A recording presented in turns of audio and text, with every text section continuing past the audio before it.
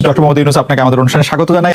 আমরা যখন আজকে ব্যারিস্টার সুমনের সাথে আমরা শো করব, তখন অনেকেই আমাদের কাছে জানতে চেয়েছেন এই প্রশ্নটি করার জন্য। আমি একটা ছোট্ট করে এক লাইনে এই প্রশ্নটি করে রাখি যে আপনি আর ফেসবুক লাইভ করবেন কিনা বিভিন্ন সমস্যা নিয়ে, সাধারণ মানুষের বিভিন্ন সংকট নিয়ে।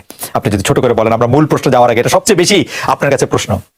সংকট কি এই দেশ থেকে চলে গেছে নাকি যে আমার লাইভ বন্ধ হয়ে যাবে? আচ্ছা, তার মানে আপনি করবেন সংকট যদি থাকে, আমি ফেসবুক লাইভটা তো হচ্ছে কি আমার একটা এই প্রতিরোধ বা প্রতিবাদ করার একটা উপায়। প্রধানমন্ত্রী শেখ হাসিনার সঙ্গে দেখা হওয়া সামনাসামনি, সেটাই আপনার জীবনের সবচেয়ে বড় ঘটনা। আপনি আর শেখ হাসিনা সরকারকে কি সমালোচনা করবেন? আপনি তো শেখ হাসিনা সরকারেরই একজন।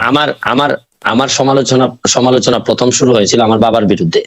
আচ্ছা, আমার বাবার কার্যক্রম থেকেই প্রথমে আমি সমালোচনা করা শিখি। তো বিষয়টা হচ্ছে গিয়ে যেসব জায়গায় ধরেন আপনারে আমি সাংবাদিক হিসেবে পছন্দ করি, আপনার সাথে আমার 5টা মিনিট সময় কাটানোটা আমিও মনে করি যে এটা একটা প্রায় আমার জন্য একটা প্রিভিলেজ। আই এম অনার্ড যে 5টা মিনিট সময় কাটাতে পারতেছি আমরা। কিন্তু একই সময় কিন্তু আপনার বিভিন্ন বিষয়ে কিন্তু আমি একমত হব না, আবার আপনার বিভিন্ন বিষয়ে কিন্তু আপনার একমত তো হবই না। মানে বিনয়ের সাথে আমি আপনার সাথে চরমভাবে বিরোধিতা করব। আমি কিন্তু বিষয়টা কিন্তু এরকম যে আমি হয়তো আপনার পক্ষে না, আপনার সাথে একমত না, কিন্তু আপনি যাতে আপনার পক্ষ কথা বলতে পারেন, এটার স্বাধীনতা আমি স্বাধীনতায় বিশ্বাস করি। সুতরাং এখানে বুঝতে হবে যে জননেত্রী শেখ হাসিনা সরকার প্রধানের সাথে সাথে উনি বঙ্গবন্ধু কন্যা, জাতির জনকের কন্যা। উনার সাথে কিন্তু উনার কয়েকটা আইডেন্টিটি আছে, আপনারা হয়তো অনেকে একসাথে করে ফেলেন। আমার কাছে কিন্তু দেখেন, আমি কিন্তু এই এমপি হওয়ার আগেই বাংলাদেশ আওয়ামী লীগের প্রচার সম্পাদক যিনি বর্তমানে, তার বিরুদ্ধে মামলা হয়ে বাদী হয়ে কিন্তু আমি মামলা করেছি। সুতরাং আমি আওয়ামী লীগ করি, আওয়ামী লীগকে বঙ্গবন্ধুর আদর্শকে ধারণ করি, বহন করি, কিন্তু যেসব জায়গায় আমার সমালোচনা করার, যেসব জায়গায় আমার প্রতিবাদ করার, এই জায়গায় তো আমি বন্ধ হয় নাই বা আমি কখনো আটকে থাকি নাই, বা চেষ্টা করছি, আমি যতটুকু পারছি আমি চেষ্টা করছি। এইখানে বঙ্গবন্ধু কন্যার সাথে দেখা করতে পারাটা আমার জন্য একটা সম্মানের। এইখানে আপনারা মিলাই ফেলবেন না, কিন্তু উনি সরকার প্রধান যখন হবেন তখন সরকারের দায় যতটুকু থাকবে, যতটুকু উনার নেওয়ার বিষয় আছে, এখানে আমি হয়তো উনাকে বলবো যে মাননীয় নেত্রী, এখানে আমার মনে হয় কাজ করার সুযোগ আছে। আমার হয়তো বলার এখানে একটা জিনিস হয়েছে কি, এবার সংসদে আপনি কখনো কোনো খারাপ ভাষা হয়তো শুনবেন না, বকাবকি শুনবেন না, গালাগালি শুনবেন না। এবারে সংসদ হবে ভদ্রলোকের সংসদ। এখানে আপনি দেখবেন, কিন্তু বিরোধিতা কি হবে, মানে আপনি মনে করছেন চরম বিরোধিতা হবে। আপনি তো অরিজিনালি নৌকা, মানে আপনি নিজেও নিজের বলেন, এমনিও বলেন। না, এইখানেই প্রবলেমটা হচ্ছে গিয়ে আমি বঙ্গবন্ধুর আদর্শকে ধারণ করি, এবং আদর্শকে ধারণ করা মানে কি, মানে হচ্ছে গিয়ে উনার যে আদর্শটা আছে, এইটা আমাদের একটা কনস্টিটিউশনের মতো, যে হাইকোর্ট কিন্তু কনস্টিটিউশনকে মানে, কিন্তু যখনই কনস্টিটিউশন ভায়োলেট করার বিষয় আসে তখন কিন্তু হাইকোর্ট একটা রুল দিয়ে দেয়। তো বিষয়টা হচ্ছে গিয়ে যে আমার এই জায়গাটা ঠিক রেখে আমার দেশটাকে বাঁচানোর জন্য, দেশটাকে ভালো করার জন্য আমার যে সব জায়গায় নক করতে হবে, এইসব জায়গায় আমি স্বতন্ত্র হিসাবে আমার তো আরো স্কোপ আরো বেড়ে গেল। রাইট। বঙ্গবন্ধুর আদর্শের কোষ্ঠী পাথরে এই বিরোধী দলের নেতা নেত্রীদের জেলে রেখে ইলেকশন করাটা কেমন আসলে? আমি আপনার কাছে জানতে চাইবো যে সত্যি সরকার চায়, এবং একটি ফর্মুলা এসছে যে আমরা আসলে, আমি বারবার এই ফর্মুলাটি আসলে সরকার, যারা সমর্থক, সাংবাদিক, বুদ্ধিজীবী, তাদের কাছে শুনছি যে বাংলাদেশে নাকি দেখতে হবে এরকম একটি ছাঁকনি দিয়ে যে কারা আসলে স্বাধীনতা সপক্ষের শক্তি, কারা স্বাধীনতা সপক্ষের শক্তি দুই, তারাই আসলে সরকারি দল বা বিরোধী দল থাকবে, বাকিরা সব বাদ পড়ে যাবে। এইটি সম্পর্কে আপনার একটু মতামত জানতে চাইবো। আমি মতামত জানতে চাইবো যে সরকার কি সত্যি সব দলকে জাতীয় দল হিসেবে দেখতে চায় কিনা, আপনি এটি কি মনে করেন? আরেকটি প্রশ্ন করবো যে আমি দেখলাম যে আওয়ামী লীগ সভানেত্রী যাদেরকে নমিনেশন দিয়েছেন তাদের মধ্যে অন্তত 60 জনের বেশি লোক হেরেছেন, 70 জনের মতো হেরেছেন। এটি কি আপনি সাংঘাতিক রকমের poor and bad and wrong judgement মনে করেন কিনা আওয়ামী লীগের সভানেত্রীর কাছ থেকে? আমি প্রথম প্রশ্নের জবাবে আগে আসি যে সরকার কি এটি চাচ্ছে কিনা যে Awami League B, Awami League C, Awami League D তৈরি হোক বাংলাদেশে? দেখেন, আমি যে উত্তরটা শুরু করার সময় একটা কথা বলতে চাই, যে আমি পড়ছিলাম ছোটবেলায় যে অধিকার ছাড়িয়ে দিয়া অধিকার রাখিবার মতো বিড়ম্বনা নাই, বৈধতা দিলেন। এটা হচ্ছে কি আমি ব্যক্তিগতভাবে মনে করি, আপনারা করতে পারেন না, এটা আমার মত হচ্ছে কি যে আমি যখন যে নির্বাচনে যান, আমি আপনার কাছে ক্ষমতা দিয়ে দিলাম, ভাই যান, আপনি আপনার সাথে আমি নাই, আপনার আন্ডারে আমি নির্বাচন করব না।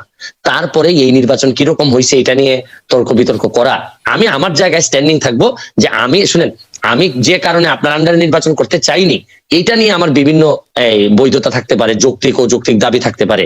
এই দাবি কিন্তু এখন আর উনাদের কিন্তু এখন আর এই জায়গা নাই। যেমন ধরেন আমি স্বতন্ত্র, কিন্তু স্বতন্ত্র হইলো দুইটা জায়গায় আমার, আপনি আমাকে আনকম্প্রোমাইজিং। একটা হচ্ছে গিয়ে যে আমি বঙ্গবন্ধুকে ধারণ করি, বঙ্গবন্ধুকে বহন করি, আর একটা হচ্ছে মুক্তিযুদ্ধের সপক্ষের শক্তি হিসাবে আমি নিজেকে দাবি করি এবং এই অনুযায়ী কাজ করি। এই জায়গাটাকে আপনি যদি বলেন যে এই জায়গা যেহেতু আপনি মানেন, তাহলে আপনি বিটি তাই আমি সম্মানের সাথে আপনার সাথে দ্বিমত করতে চাই। আমার প্রশ্ন হচ্ছে গিয়ে যে বাংলাদেশে এই দুইটা জিনিস না মানার পরে আমার কাছে মনে হয় যে এটা খুবই হতাশাজনক। আপনার সাথে আমার আর বক্তব্য চলে না। ওকে, কারণ আমি এই জায়গায় কোন ধরনের কম্প্রোমাইজ আমি করব না, বরং বিরোধী দল যারা করবেন, ধরেন বিরোধী দল ওকে, বঙ্গবন্ধুর যিনি মানবেন না, তিনি আসলে এই দেশে জাতির জন্য কে যিনি মানবেন না, বা এই তখন তো বিরোধী দলের আমার এই কনসেপ্টটা আমার কাছে খুবই হেইজি মনে হয়। ছোট ছোট কয়েকটা প্রশ্ন করতে পারি। এক নাম্বার প্রশ্ন হচ্ছে, আপনি ছোটই করবেন, আমি জানি আপনি ছোটই করবেন, আমি জানি এই ব্যাপারে আমার অভিজ্ঞতা আছে। জি, আপনি কি মনে করেন কিনা এই সরকার গত 15 বছর ধরে, গত 5 বছর ধরে বঙ্গবন্ধুর আদর্শ ধারণ করে? বঙ্গবন্ধুর আদর্শ ধারণ করা মানে কি, মানে আওয়ামী লীগের বিরুদ্ধে যেসব অভিযোগ, আমি খালি আর্থিক অভিযোগগুলি আপনাকে শুধু মনে করে দিতে চাই। আমি শুধু মনে করে দিতে চাই আওয়ামী লীগের সরকাররা কিরকম, আওয়ামী লীগের সরকারে যারা ছিল তারা কিরকম আঙ্গুল ফুলে কলা গাছ হয়েছে, সেটা আমি শুধু মনে করে দিচ্ছি আপনাকে। আমি এই জায়গাতেই থাকতে চাই। আপনি মুক্তিযুদ্ধের চেতনা বলতে আপনি মনে করেন এই জায়গায় থাকতে চাই। ভোট হবে হচ্ছে আমরা, এই জায়গায় থাকতে চাই। জি, আমি এই জায়গায় থাকতে চাই, এই জায়গায় থাকতে চাই। বলেন। এই যে দুর্নীতি, জি, দুর্নীতি থেকে শরীরটার মধ্যে নিজের শরীরে ক্যান্সার হওয়ার মতো, যে জায়গাটাতে ক্যান্সার হবে এই জায়গাটা কেটে ফেলতে হবে। এখন আপনি এইসব বিষয়ে আমি সারা দিন আপনার সাথে আলোচনা করতে রাজি। বঙ্গবন্ধুর চেতনা, বঙ্গবন্ধুর আদর্শ মানে একই সাথে আপনি এই কথা বলে আপনি দুর্নীতি করতে পারবেন না। এই দুর্নীতি যেদিন আপনি করবেন তখন আপনার এই জায়গাটাকে আপনি আসলে রীতিমতো আপনি এই জায়গাটাকে নষ্ট করে দিলেন। এই ব্যাপারে আপনার সাথে আমার কোনো দ্বিমত নাই। ধরেন আপনি দুর্নীতি বলেন, সন্ত্রাস বলেন, মাদক বলেন, এগুলা তো আলটিমেটলি আমাদের যেভাবে কনস্টিটিউশনের বাইরে যায়, বঙ্গবন্ধুর আদর্শের বাইরে যায়। এই ব্যাপারে আমি কিন্তু আপনার সাথে কোনোভাবেই দ্বিমত করবো না। এবং এই কারণেই আমার যে ব্যারিস্টার সুমন হয়ে ওঠার যে গল্প, এখানে কিন্তু দেখেন আমার আওয়ামী লীগ করেও আওয়ামী লীগের প্রচার সম্পাদকের বিরুদ্ধে আমি মামলায় বাদী। আমি আওয়ামী লীগ করেও আমি যতজন মন্ত্রীর বিরুদ্ধে আমি কথা বলছি সবই হচ্ছে গিয়ে দুর্নীতি সংক্রান্ত বিষয় নিয়ে আমি কথা বলছি। আমি বলছি যে এটা কোনোভাবেই বঙ্গবন্ধুর আদর্শ হইতে পারে না। আমার সাথে আমি যুবলীগের আইন সম্পাদক হিসাবে অব্যাহতি পাই কেন, আপনি এটাও জানেন যে আমি যুবলীগের আইন সম্পাদক। আপনি প্রথম আমার ইন্টারভিউ নেন যুবলীগের আইন সম্পাদক হওয়ার পর। আমার অব্যাহতির কারণটা কি ছিল? আমার কারণটা ছিল আমি বলছিলাম যে একজন ওসি সাহেব আওয়ামী লীগ করার দরকার নাই। আমি বলছিলাম যে উনার এই মিছিল মিটিং করার দরকার নেই, আওয়ামী লীগ করার জন্য যথেষ্ট পরিমাণ মানুষজন আছে। কিন্তু এই ক্ষেত্রে তারপর আমাকে অব্যাহতি দেওয়া হলো। এখানে একটা মিসআন্ডারস্ট্যান্ডিং থেকেই যায়। আমি বলছি বাংলাদেশের হয়েছে কি, আপনি বাংলাদেশের আদর্শ, রাষ্ট্র, সরকার প্রধান, দলীয় প্রধান, এগুলার মানুষ এমন ভাবে গুলাই ফেলে যে এখন আমরা এক জায়গায় নিয়ে কথা বলতে পছন্দ করি। আসলে কিন্তু আমি সরাসরি প্রশ্ন করি, শেখ হাসিনা বঙ্গবন্ধুর আদর্শ ধারণ করেন বলে আপনি মনে করেন কিনা? অবশ্যই। আর মুক্তিযুদ্ধের চেতনার মধ্যে আপনি বলে রাখছেন, আপনি আমাদেরকে বলছেন, অনেক দর্শক আমাদেরকে দেখছেন, আপনারা শুনলে আসলে দর্শকরাও 46,000 দর্শক একসঙ্গে লাইভ দেখছেন ইউটিউবে, এটি বড় নাম্বার। তো আমরা মনে করি যে সকল দর্শকের সামনে আপনি বলছেন যে বঙ্গবন্ধুর আদর্শ এবং মুক্তিযুদ্ধের আদর্শের বাইরে কোনো কিছু হলে আপনি তার সঙ্গে নাই, আপনি সেটির মধ্যে বলবেন। আমরা এটি দেখবো যে আপনি এটি আসলে কিভাবে এটি পালন করেন বা কিভাবে এটি এক্সিকিউট করেন। নিশ্চয়ই আপনি আমাদেরকে এটি দেখাবেন।